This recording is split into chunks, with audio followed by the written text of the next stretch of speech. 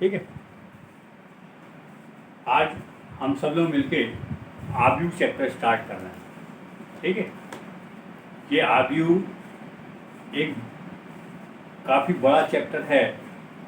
इसके अंतर्गत हम आबयू को पढ़ेंगे, आबयू के प्रकार पढ़ेंगे, आबयू को जोड़ना कैसे जोड़ा जाता है, आबयू को एक आबयू से दूसरे आबयू में कैसे घटाया जाता है। हिंदी में इसको बोलते हैं व्यवकलन। ठीक है। और इंग्लिश में बोलते हैं सब्ट्रैक्शन। तो देखिए, सबसे पहले आपको एक आबयू में से दूसरे आबयू को कैसे घटाया जाता है, आबयू का आबयू में गुणा कैसे किया जाता है, आबयू में आबयू को जोड़ा किया जा सकता है। फिर उसके बाद आबयू का हम प्रतिलोम आबयू पढ़ेंगे। और उसके बाद आगे जो चैप्टर है, जैसे रेखीय समीकरणों को हल करने के लिए, ठीक है, आबयू विधि के किस प्रकार उपयोग किया जाता है, ये पूरी सारी जितनी भी चीज़ें हैं, ये सब चीज़ें हमको आबयू के अंतर्गत पढ़नी है। इसमें एक छोटा सा पार्ट और आएगा, छोटा सा पार्ट नहीं है, काफ़ी बड़ा पार्ट है, सारणिक का। आबयू के अंतर्गत सारणिक, कुछ पढ़ाने वाले आबयू और सारणिक दोनों को मिलाकर पढ़ाते हैं, जबकि दोनों चैप्टर अलग अलग हैं, उनके चिन्ह बदल जाते हैं। यहाँ पर आबयू का मतलब होता है इंग्लिश में मैट्राइसिस, आयताकार या वर्गाकार संरचना। आयताकार का मालूम आपको क्या बोलते हैं, रेक्टेंगुलर, और वर्गाकार को क्या बोलते हैं, स्क्वायर मैट्रिक्स, स्क्वायर फॉर्म। तो इसका जो चिन्ह होता है, ये एक तरह का एक कोष्टक होता है, इसको आप लोग शायद दीर्घ कोष्टक बोलते हैं, याद होगा। कुछ किताबें इसको इस तरह के भी डिसाइड करती हैं, ठीक है। कुछ किताबें इस तरह भी डिसाइड करती हैं, ये चिन्ह है उसके, ठीक है। तो ये आपको आबयू के दर्शाने के तरीके हैं। हम हमेशा इस कोष्टक का प्रयोग करेंगे आबयू के लिए, ठीक है। अलग अलग किताबें हैं और अलग अलग उसका नोटेशन होता है। तो आबयू को सॉल्व करने के लिए कभी कभी आबयू कुछ सवालों को, जैसे हम प्रतिलोम आबयू को सॉल्व करेंगे, प्रतिलोम आबयू को इंग्लिश में बोलते हैं इनवर्स आबयू, तो उसको सॉल्व करने के लिए हमको सारणी की आवश्यकता पड़ती है, ठीक है। युगपत समीकरण को हल करने के लिए हमको आबयू और सारणी दोनों की आवश्यकता होती है। तो ये जो अपन अध्याय स्टार्ट कर रहे हैं, ये काफ़ी इम्पॉर्टेंट है। इसमें देखिए, सबसे पहले हम आपको बता रहे हैं आयताकार आबयू क्या होता है। आप सब समझते हैं आयत क्या होता है, आपको मालूम है। आयत का मतलब ये होता है जिसमें लंबाई और चौड़ाई अलग अलग होती है। तो ये एक संरचना है। इस संरचना के अंतर्गत अगर हम कुछ अवयव ले लें, ठीक, तो ये आयताकार आबयू कहलाता है। देखिए, ये आयताकार आबयू कहलाएगा। 5AE, ये आयताकार आबयू कहलाएगा, ठीक है। आयताकार आबयू ये भी कहलाता है, ABCDEF, ये सब आयताकार आबयू कहलाते हैं। अब आयताकार आबयू में ये चीज क्या है, ये ABC क्या है। ABC का कुछ नाम होगा ना। आप लोग स्कूल में खड़े होकर प्रार्थना करते हैं, कुछ लोग ऐसे खड़े होते हैं एकदम सामने, कुछ लोग ऐसे खड़े होते हैं, ठीक है। तो उसको बोलते हैं पंक्ति और एक को बोलते हैं स्तंभ, ठीक है। तो यहाँ पर देखिए, ये जो चीज है ये क्या कहलाती है, पंक्तियाँ कहलाती हैं। ये पंक्ति कहलाती है, ये पंक्ति कहलाती है, ठीक है। इसको इंग्लिश में बोलते हैं रो, इसको इंग्लिश में रो बोलते हैं। यहाँ देखिए, और ये जो कहलाता है, ये क्या कहलाता है, स्तंभ, ठीक है। ये स्तंभ कहलाते हैं, पूरे स्तंभ, ठीक, ये स्तंभ कहलाता है आपका। अब इसको नाम दिया जाता है, इसको अपन R1, इसको अपन R2 नाम देते हैं, ठीक है। इसको R1 नाम देते हैं, इसको R2 नाम देते हैं। इसको देखिए, इसको अपन नाम क्या देते हैं, इसको अपन देते हैं C1, इसको C2 और इसको C3। मतलब जहाँ पर अवयवों की स्तंभों की संख्या और पंक्तियों की संख्या असमान हो, वो हमारे पास क्या कहलाएंगे, आयताकार आव्यूह। ठीक है, अब देखिए यहाँ पर, अब हम बोलते हैं ये ए क्या है, ए की जगह क्या है। जैसे हम यहाँ से गिनना स्टार्ट करेंगे तो हम बोलेंगे first, second, third, fourth, fifth. यहाँ से गिनना चालू करें तो first, second, third, fourth, fifth. अगर यहाँ से गिनेंगे तो आपकी पोजीशन क्या है, सेकंड। वहाँ से गिनेंगे तो आपकी पोजीशन क्या है, सेकंड। ठीक है, तो हम बोलते हैं ए की पोजीशन क्या है, ए की स्थिति क्या होगी। तो उसके लिए देखिए एक चीज याद रखिए, AIJV, इसका क्या मतलब होता है। ठीक है, AIJ का मतलब क्या होता है, AIJ इसका मतलब क्या होता है, आईवी पंक्ति व जेवे स्तंभ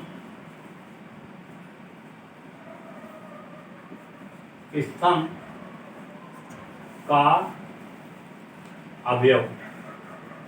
ठीक, देखिए आईवी पंक्ति, तो सबसे पहले यहाँ पर हमने कितनी पंक्ति देखी है, 2 पंक्ति देखी। स्तंभ कितने देखे हैं, 3। तो हम इसको लिखेंगे 2 क्रॉस 3।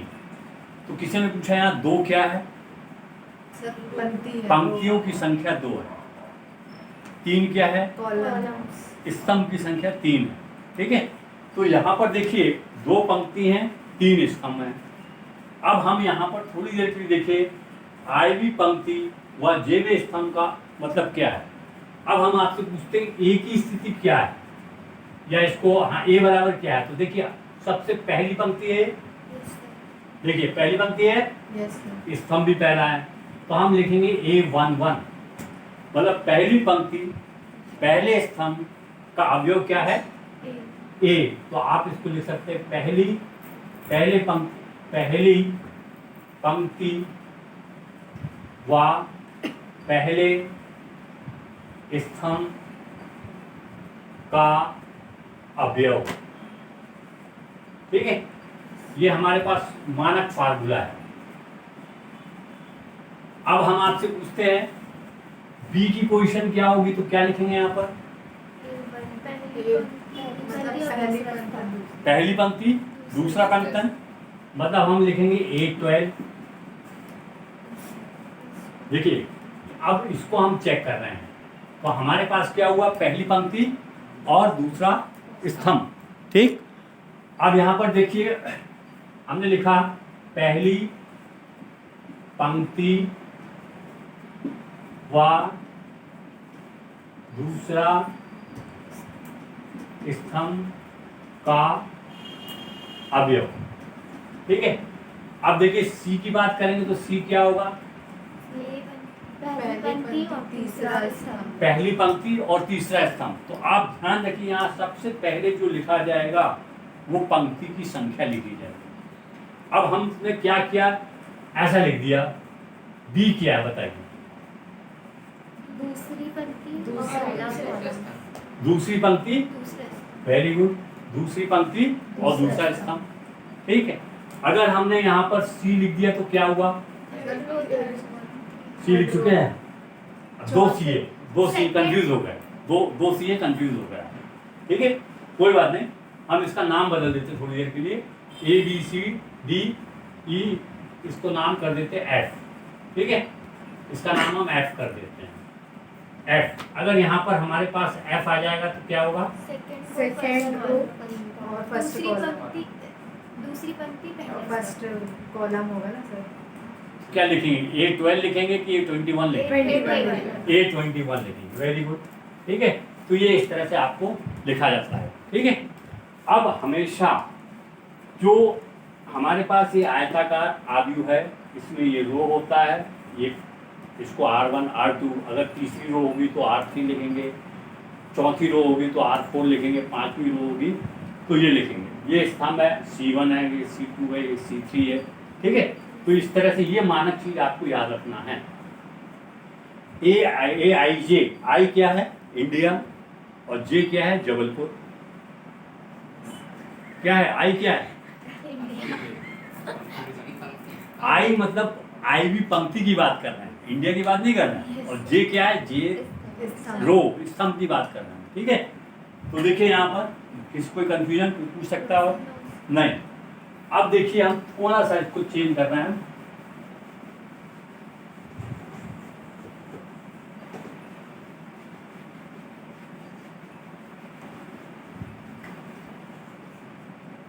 देखिए यहाँ पर थोड़ा सा चेंज कर रहा हूं मैं यहाँ पर। अब जैसे हमारे पास एक आव्यूह आ गया, A B C D E F G H, sir C 2 बार होगा। फिर 2 बार हो गया। चलिए सी डी हो सकता है, कोई दिक्कत नहीं, मैं जानबूझ के लिख रहा हूँ। सर एफ 2 बार हो गए। जी एच आई, आपको सी 2 बार नहीं, 3 बार नहीं, 4 बार मिल सकता है एक ही सवाल में। लेकिन ठीक है, तो आपको ध्यान रखना, मैं इसीलिए समझा रहा हूँ कि यहाँ पर सी लिखा और यहाँ पर सी लिखा है, मतलब आपको ये नहीं कंफ्यूज नहीं होना कि ये और ये सी की स्थिति एक है, ये अलग अलग है पोजीशन। ठीक है, तो ये आ गया यहाँ पर। अब हम बोलते हैं आपसे कितनी पंक्ति है यहाँ पर? 3 पंक्ति 3 पंक्ति है, 3 स्तंभ है। तो देखिए इसको 3 क्रॉस 3 का आव्यूह होगा ये। ठीक है, अब ये कौन सा आव्यूह हो जाएगा? वर्गाकार आव्यूह हो जाएगा। जितना ये लिखा होता है इन दोनों का गुणा करने पर कितना आएगा? 9। कितने एलिमेंट हैं यहाँ? 9 एलिमेंट हैं। ठीक है, वहां पर कितना लिखा है? 2 into 3, तो 6 एलिमेंट है अपने पास। ठीक है, अब किसी ने बोल दिया, बोलिए 3 1 क्या होगा यहाँ पर? जी होगा, थर्ड रो फर्स्ट कॉलम, वो आप समझ जाएंगे। ठीक है, किसी ने लिखा यहाँ पर A33 आई होगा। ठीक, किसी ने लिखा A23 एफ होगा। A23 एफ होगा ना। वेरी गुड, F लिखा है। किसी ने लिखा A32 एच होगा। H होगा। ठीक है, कहीं पर लिखा है A21 डी होगा। D होगा। किसी ने लिखा A11 ए होगा। A होगा। तो समझ गए, ये पोजीशन होती है किसकी, मतलब हम यहाँ से गिनेंगे तो सेकंड पोजीशन ये है, वहां से गिनेंगे तो सेकंड पोजीशन वो है। ठीक है, तो ये स्थितियां हैं आपकी। तो ये इसको दर्शाने का, अवयव की स्थिति को बताने के लिए ये इसका ये। अब हम किसी भी आव्यूह को जो दर्शाते हैं, आप समझ के वर्गाकार आव्यूह क्या होता है, आयताकार आव्यूह क्या होता है। ठीक, तो कुल मिलाकर आव्यूह 2 प्रकार से होते हैं, एक वर्गाकार होता है, एक आयताकार होता है। अब हम आपसे बोले सिर्फ आव्यूह बताइए क्या होता है, तो हम आव्यूह को सिर्फ एक ही भाषा में बोलेंगे कि हमारे पास जहाँ पर रो और कॉलम स्तंभ और पंक्ति समान हो वो वर्गाकार कहलाएगा, और जहाँ पर असमान हो वो आयताकार कहलाएगा। ठीक, अब देखिए, अब यहाँ पर इसकी संरचना वगैरह जो है वो पढ़ लेना, मैंने यही बताया। जैसे एक आव्यूह है हमारे पास यहाँ पर A B C D E F G H I। ठीक है, ये है। अब इसी को जब हम वृत्त रूप में लिखना चाहें, अभी तो हमने 3 क्रॉस 3 का लिखा है, आप बोलोगे 4 क्रॉस 4 का लिखो, अब ये बोलेंगे 5 क्रॉस 5 का लिखो, ये बोलेंगे 6 क्रॉस 6 का लिखो, ये बोलेंगे 7 क्रॉस 7 का बोलो, ये बोलेंगे 8 क्रॉस 8 का लिखो। अब किसी ने बोल दिया, बोले आप n क्रॉस n का आव्यूह बताइए। n क्रॉस n क्रम का आव्यूह। ठीक, अब ये बताना हमको। तो हमारे पास A11 A12 A13 A14 dash dash dash A1 N होना चाहिए। सर एम रो होगा ना, हाँ, वहाँ पे तो एम आएगा ना सर। ठीक, फिर देखिए A21, ठीक, A22 A23 A2M। ठीक, इस तरह चलते चलते यहाँ पर AM1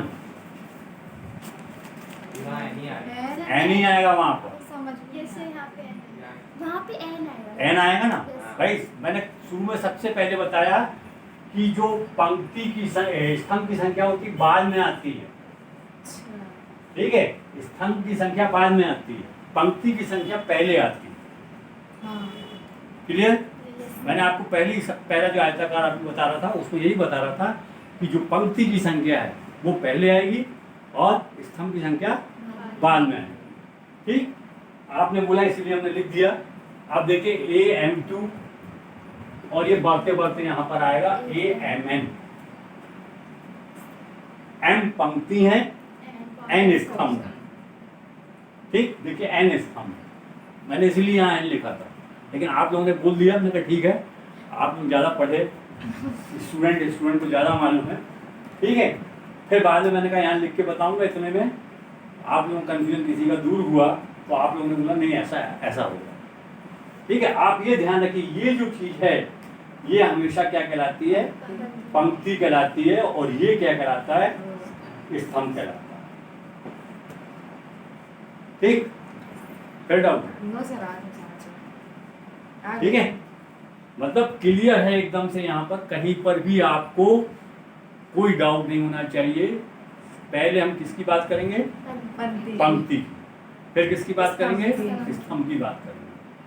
अब इसमें आपसे पूछा जाएगा इसकी जो विशेषता की बात कर रहे हैं, M क्रॉस N आव्यूह की विशेषता। इसमें M पंक्तियां हैं, इसमें N स्तंभ हैं, इसमें कुल अवयव MN है। इन दोनों का गुणा करते हैं ना अपन, इसमें कुल अवयव MN है।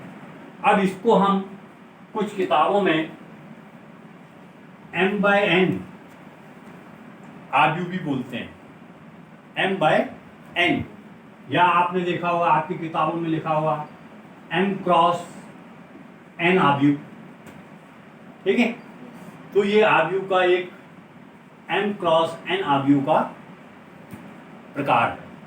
ठीक है, पहले मैंने आपको छोटा आव्यूह बताया। अब देखिए इसमें कई तरह के चीजें हैं। ये आपका बृहत रूप है। ये जो अपन समीकरण को, रेखीय समीकरण को सॉल्व करेंगे तब अपन इसको उपयोग करेंगे। ठीक है, तो ये आव्यूह आपको मैंने पढ़ा दिया। अब आव्यूह का निरूपण या संकेतन या आव्यूह को कैसे बताते हैं? जैसे आपका नाम, आपका नाम, आपका नाम, आपका नाम, तो आपका कोई नाम है, तो यहाँ पर जैसे किसी भी आव्यूह को दर्शाना है तो हम हमेशा कैपिटल लेटर के वर्णमाला से ही दर्शाएंगे। हम लिखेंगे यहाँ पर एक, जैसे एक आव्यूह लिख रहे हैं B,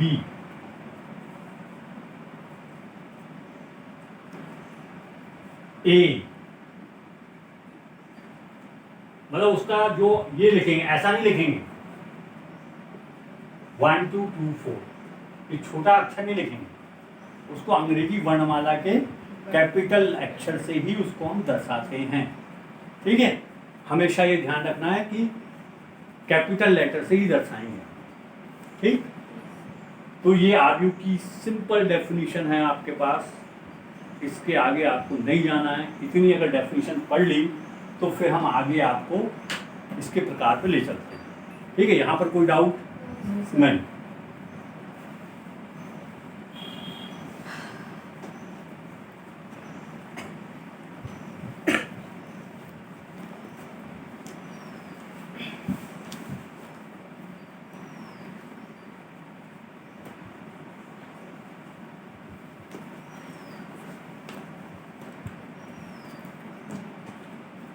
अब देखिए अपन हम आते हैं आव्यूह के प्रकार में। आव्यूह के प्रकार मतलब टाइप ऑफ मैट्रिसेस। ठीक है, तो आपके उसमें सबसे पहला नाम दिया है पंक्ति आव्यूह। पंक्ति आव्यूह, पंक्ति आव्यूह को इंग्लिश में बोलते हैं रो मैट्रिक्स। ठीक है, मैट्रिक्स ऐसा आव्यूह जिसमें केवल एक ही पंक्ति हो वह पंक्ति आव्यूह कहलाती है। ऐसा आव्यूह जिसमें केवल एक ही पंक्ति हो वो पंक्ति आव्यूह कहलाती है। उदाहरण देखिए, ए बराबर 1, ये देखिए ये पंक्ति आव्यूह है। एक और उदाहरण देखिए, 1 2 3, ये पंक्ति आव्यूह है। ठीक, एक और देखिए, 3 into 1 है 3 into 1 नहीं, रो तो एक ही है One इसमें।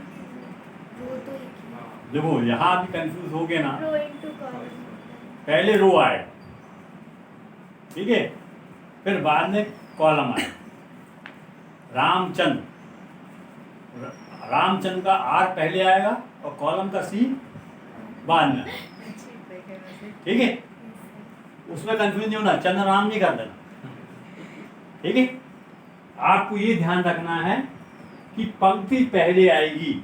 अभी आप एन पे कंफ्यूज हो रहे थे, ठीक है, अब इस पे कंफ्यूज हो गए, वहां क्लियर हो तो यहाँ डाउट हो गया। अब देखिए, A B C D E 1 cross 5, ठीक। पंक्ति आव्यूह वह आव्यूह होता है जिसमें केवल एक ही आव्यूह होती है, एक ही पंक्ति होती है। क्लियर। अब किसी ने बोला नहीं सर ये भी तो पंक्ति आव्यूह होंगी, 1 2 3 4 5 6, नहीं होगा, ये पंक्ति आव्यूह नहीं है क्योंकि इसमें एक से ज्यादा पंक्ति है। ठीक, क्लियर है। इसकी डेफिनेशन आप लिख लेंगे, पढ़ लेंगे, ठीक है। अब देखिए सेकंड आता है अपने पास स्तंभ आव्यूह।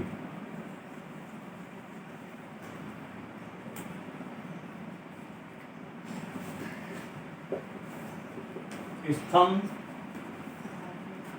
आव्यूह, ठीक है, कॉलम मैट्रिक्स।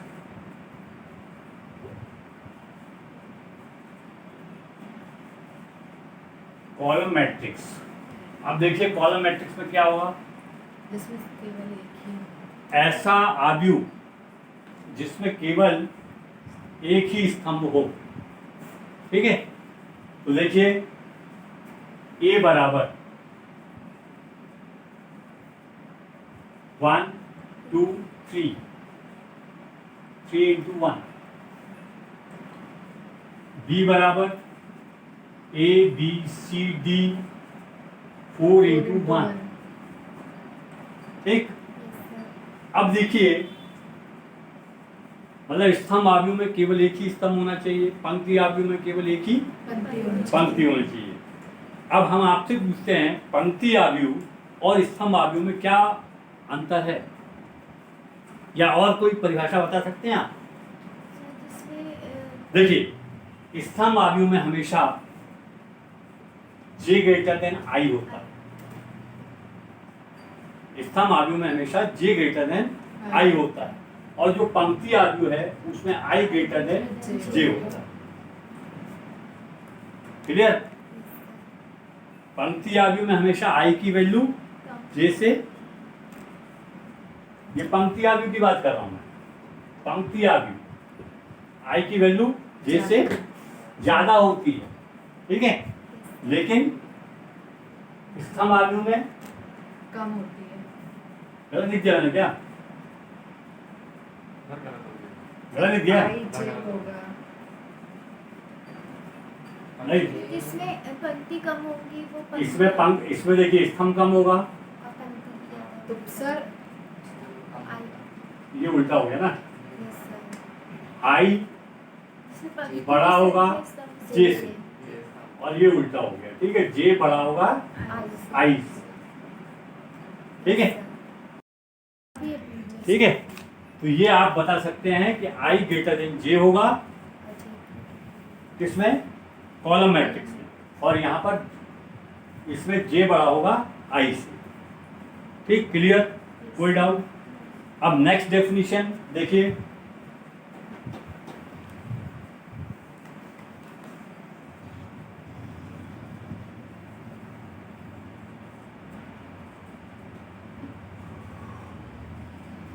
नेक्स्ट डेफिनेशन इसमें आपके पास आ जाएगी सिंगल एकल आव्यूह।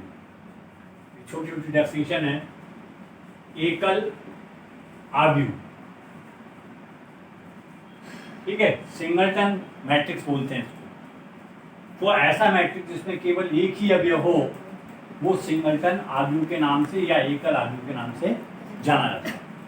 ठीक, उसके बाद देखिए क्या है नेक्स्ट, ये बता दिया मैंने। वर्ग आव्यूह, वर्ग आव्यूह मतलब स्क्वायर मैट्रिक्स।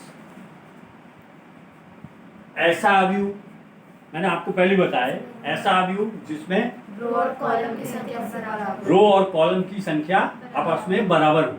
ठीक है, तो देखिए यहाँ पर a बराबर 1,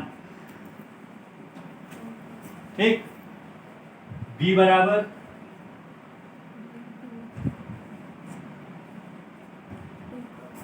2 क्रॉस 2, c बराबर 1 2 3 4 5 6 7 8 9 3 क्रॉस 3। ठीक है, तो ये क्या कहलाता है, वर्ग आव्यूह कहलाता है हमारे पास। यहाँ पर आव्यूह की संख्या मतलब पंक्ति पंक्ति और रो की बराबर होगी। पंक्ति और रो की संख्या बराबर है, तभी ठीक है, उसको- तभी उसको हम बोलेंगे वर्ग आव्यूह। अब देखिए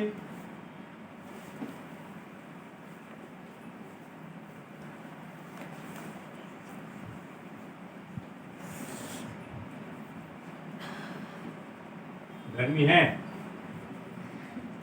विकर्ण आव्यूह, विकर्ण आव्यूह, ठीक है, विकर्ण आव्यूह को क्या बोलते हैं, डायगोनल मैट्रिक्स। Diagonal matrix.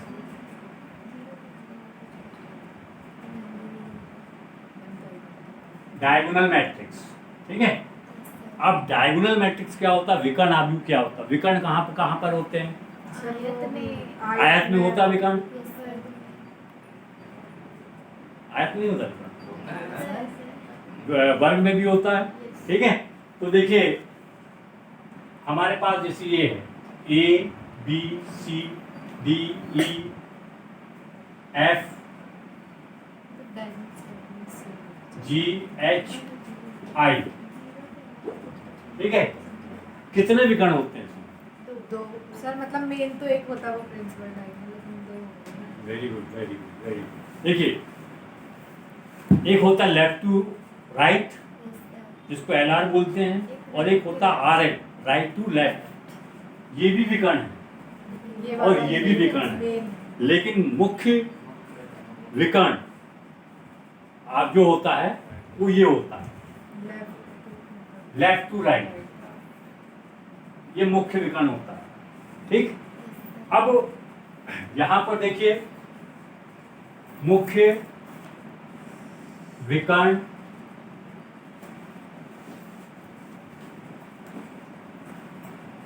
अवयव ये होंगे A D I, मुख्य विकर्ण अवयव। इसको ऐसा भी लिखते हैं डायगोनल ADI, ऐसा विकर्ण जो मुख्य विकर्ण को दर्शाए उसके अवयव को अपन लिख सकते हैं डायगोनल A, मतलब मैट्रिक्स A में से ये मुख्य विकर्ण के अवयव हैं, ठीक है। अब इसके बाद देखिए मुख्य विकर्ण के बाद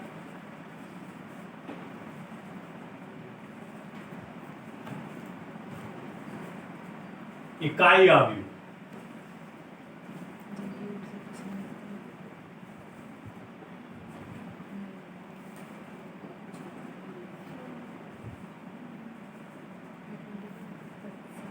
यूनिट मैट्रिक्स,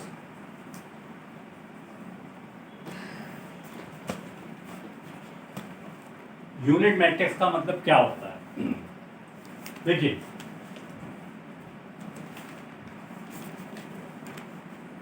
ये ध्यान देना, आप यहां पर यूनिट मैट्रिक्स आएगा तत्समक मैट्रिक्स आएगा और एक मैट्रिक्स और आएंगे, 3 मैट्रिक्स आएंगे, तीनों में एक सी समानता रहेगी। तो इकाई मैट्रिक्स ये होगा,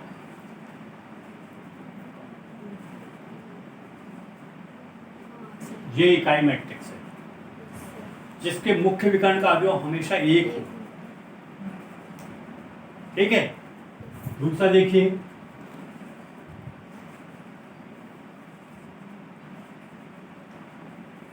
ये इकाई अवयव,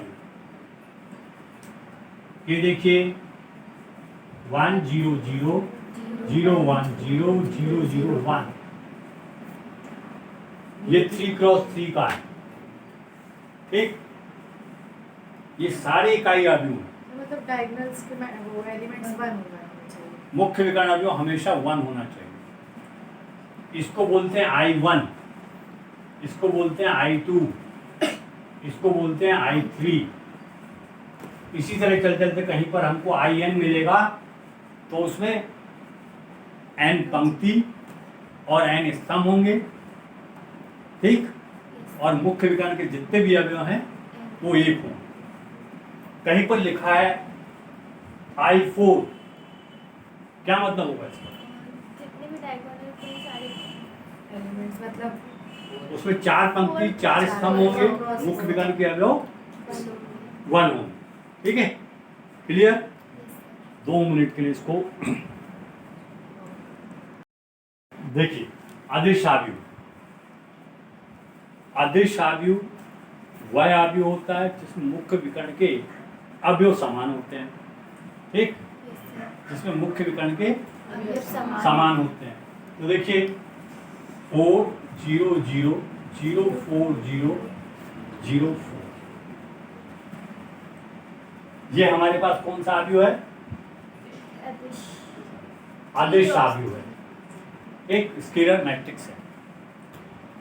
अब देखिए एक और एग्जांपल देखिए, A 0 0 0 A 0 0 0 A,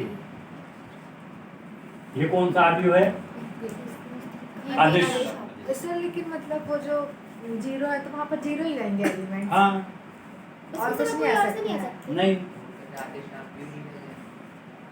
फिर वो अदिश आव्यूह नहीं होगा। अब देखिए एक और चीज, 1 0 0 0 0 सॉरी 1 0 0 0 1, आइडेंटिकल हो जाएगा। क्यों ये अदिश आव्यूह नहीं होगा? होगा सर, लेकिन हाँ सर वो तो ये अदिश आव्यूह भी होगा दोनों हो। क्योंकि मुख्य विकर्ण के सारे अवयव समान। समान हैं। ठीक, अब हमने विकर्ण आव्यूह बताया था आपको। विकर्ण आव्यूह, ये विकर्ण आव्यूह नहीं होगा। हाँ नहीं हाँ नहीं होगा, ये नहीं होगा, नहीं होगा। क्यों? क्योंकि एक एक आदेश देखिए देखिए, विकर्ण आव्यूह की बात कर रहा हूँ मैं। विकर्ण आव्यूह, अदिश आव्यूह और इकाई आव्यूह, तीनों में समानता की बात कर रहा हूँ। विकर्ण आव्यूह में आपने ये डेफिनेशन बताई कि मुख्य विकर्ण के सारे अवयव समान होंगे। कोई जरूरी नहीं है, कुछ कुछ होंगे, कुछ होंगे बाकी अवयव नहीं होते, 0 होते हैं। ये मुख्य विकर्ण था। ठीक, सेकंड में आपने ये बताया इकाई आव्यूह में कि मुख्य विकर्ण के सारे अवयव 1 होना चाहिए, और अदिश आव्यूह में बताया कि मुख्य विकर्ण के अवयव समान होना चाहिए। तो ये जो है आपके पास विकर्ण आव्यूह होगा कि नहीं? होगा। ठीक, ये आपके पास विकर्ण आव्यूह होगा, ठीक, अदिश भी होगा और इकाई भी होगा। तो ये आपको समझना। ठीक, चलिए इसके बाद देखिए नेक्स्ट क्या होगा? त्रिभुजी आप त्रिभुजी आव्यूह। त्रिभुजी आव्यूह देखिए,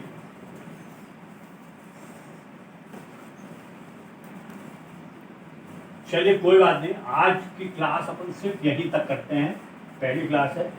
ठीक है, इतनी डेफिनेशंस को आप पढ़ के आइए, सिंपल डेफिनेशन है। बाकी ऐसा लगता है कि आप लोगों को काफ़ी कुछ मालूम है, आप लोग पहले से कहीं पढ़े हुए हैं। ठीक है, आप लोगों को मालूम है सारी चीज़ें। ठीक है, थोड़ा या ज़्यादा जो भी है पढ़े हुए हैं आप, इतना पढ़िए। आपको इसके बाद 2-3 आव्यूह पढ़ना है आपके पास। कल की क्लास में फंडामेंटल आपका ख़त्म हो जाएगा। ठीक है, तो कल जैसे अपन है त्रिभुजीय आव्यूह है, त्रिभुजीय आव्यूह के बाद आव्यूह का जोड़ है, घटाना है, वो अपन पढ़ेंगे। उसके बाद नेक्स्ट स्टेप में अपन आव्यूह का गुणा करना सीखेंगे। ठीक है, तो अभी फंडामेंटल है, उसको आप पढ़ो।